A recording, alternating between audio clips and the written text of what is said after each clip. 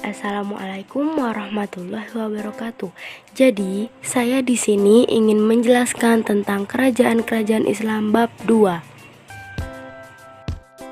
Yang pertama, ada Kerajaan Banten.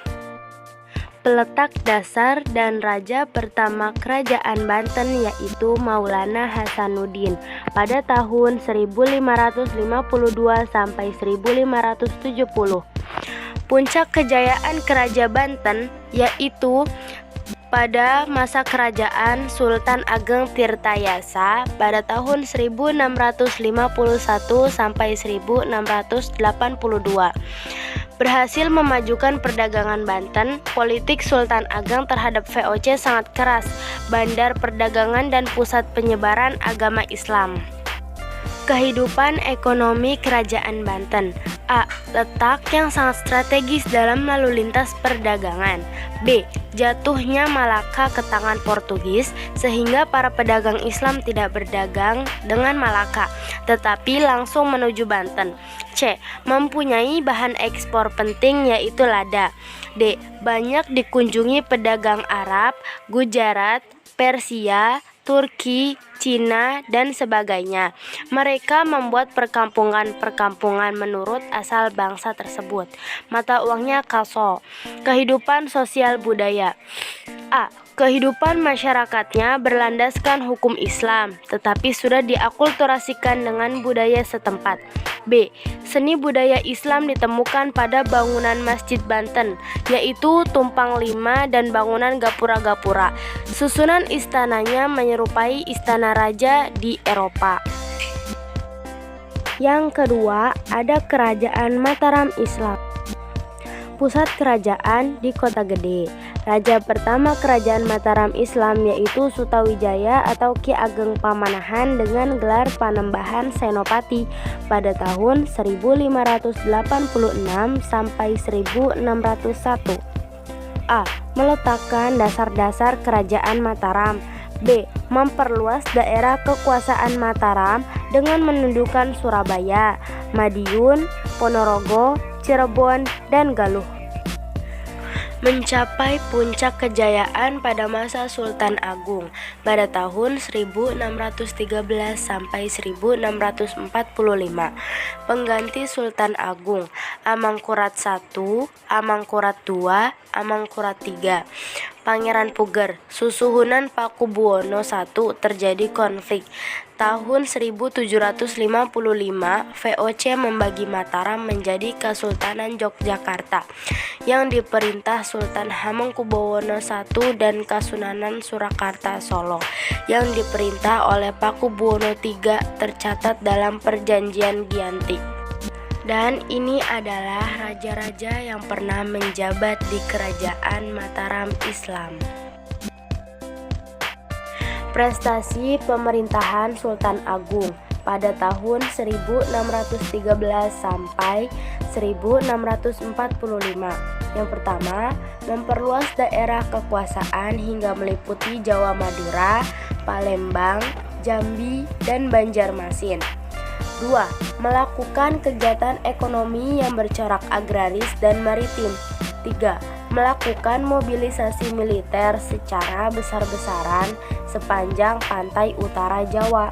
Yang keempat, mengubah tahun Jawa Hindu Saka dengan tahun Islam, yaitu Hijriyah sejak tahun 1633.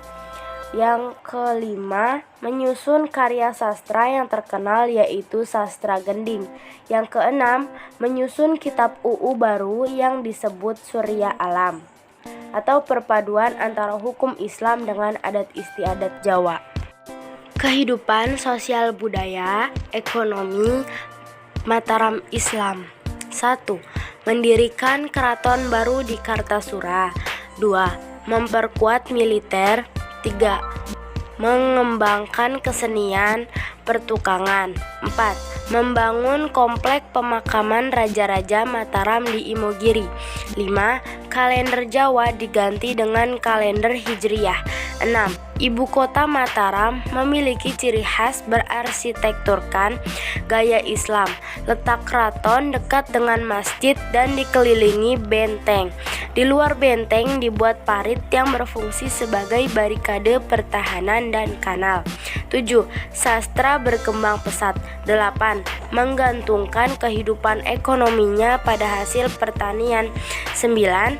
Kehidupan masyarakatnya agraris, sehingga membentuk tatanan masyarakat feodal. Masyarakat feodal adalah bangsawan, priai, kerabat kerajaan yang pada akhirnya melahirkan tuan-tuan tanah. Sekarang yang ketiga nih, ada Kerajaan Makassar. Sekarang Kerajaan Goa dan Talo, atau bisa disebut dengan Kerajaan Makassar. Ibu kota Goa adalah Makassar atau Ujung Pandang. Secara geografis, Kerajaan Makassar berada di daerah semenanjung barat daya Sulawesi. Kerajaan Makassar merupakan kerajaan maritim. Kerajaan Makassar juga sebagai penghasil rempah-rempah. Raja pertama di Kerajaan Makassar yaitu Sultan Alauddin atau Daeng Manrabia dan Karaeng Maktoaya atau Sultan Abdullah Tuma Menanga Ri Agamna pada tahun 1591 sampai 1638. Mencapai puncak kejayaan pada masa pemerintahan Sultan Hasanuddin yang mendapat julukan ayam jantan dari timur. Sultan Hasanuddin digantikan oleh putranya Mapasomba, tetapi akhirnya dikuasai Belanda. Secara ekonomi memiliki kekuatan maritim yang sangat tangguh. Sebagai penguasa jalur pelayaran Timur Nusantara, karena didukung oleh teknologi dan pengetahuan tentang pelayaran dan perkapalan, sebagai gudang penyimpanan dan pelabuhan penyalur rempah-rempah dari Maluku. Kehidupan sosial ekonomi di Kerajaan Makassar. 1. Dikenal sebagai pelaut ulung dan pebisnis. Transportasi yang digunakan adalah kapal pinisi dan lambo. 2. Hak monopoli dagang yang dilakukan Belanda tidak mempengaruhi sifat usaha dagang mereka yang mempertahankan nilai-nilai Islam. 3. Makassar sebagai kerajaan maritim. 4. Hubungan dagang diperluas dengan kerajaan-kerajaan di luar wilayah Indonesia. 5. Untuk mempererat hubungan diplomatik dilakukan perkawinan Raja Goa dengan Putri Mataram. Nah, di sini ada Perjanjian Bongaya pada tahun 1667. Yang pertama, VOC mendapat hak monopoli dagang di Makassar. 2. Belanda dapat mendirikan benteng Rotterdam di Makassar. 3. Makassar harus melepas daerah yang dikuasainya, Bone dan Sopeng, serta mengakui Arupalaka sebagai Raja Bone. 4. Makassar harus mengganti kerugian perang sebesar Rp250. 5. Kapal Makassar dilarang berlayar tanpa izin dari VOC. Nah, sekarang yang terakhir nih, ada Kerajaan Ternate dan Tidore. Kerajaan Ternate dan Tidore terletak di sebelah barat Pulau Halmahera atau Maluku Utara yang meliputi Kepulauan Maluku dan sebagian Papua. Terbentuk uli 5 atau Ternate, Obi, Bacan, Seram, dan Ambon, dan uli Siwa Persekutuan 9 terdiri dari Tidore, Makian, Jailolo, dan pulau-pulau yang ada di Papua. Terjadi persaingan antara Portugis, Ternate, dengan Spanyol, Tidore.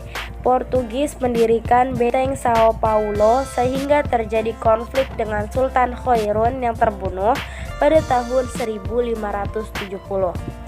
Sultan Babullah penggantinya dan berhasil mengusir Portugis tahun 1578. Portugis menaklukkan TT. Babullah mendapat julukan Tuan dari 72 pulau. Setelah kedatangan Portugis dan Belanda, beberapa wilayah Maluku menjadi pusat penyebaran agama Katolik dan Kristen. Karya seni bangunan yang terkenal dari Maluku adalah Istana Sultan Ternate dan Masjid kuno. Raja-raja yang pernah berkuasa di kerajaan Ternate dan Tidore. Yang pertama, Sultan Zainal Abidin pada masa pemerintahan tahun 1486. Yang kedua ada Sultan Tabariji, gelarnya Sultan Sirullah pada masa pemerintahan tahun 1500. Yang ketiga ada Sultan Khairun pada pemerintahan tahun 1540. 4. Sultan Babullah pada masa pemerintahan tahun 1575. Demikianlah beberapa hal yang bisa saya sampaikan. Sebelumnya, saya mohon maaf yang sebesar-besarnya apabila di dalam penyampaian tadi mungkin ada kesalahan kata atau beberapa pernyataan yang menyinggung. Assalamualaikum warahmatullahi wabarakatuh.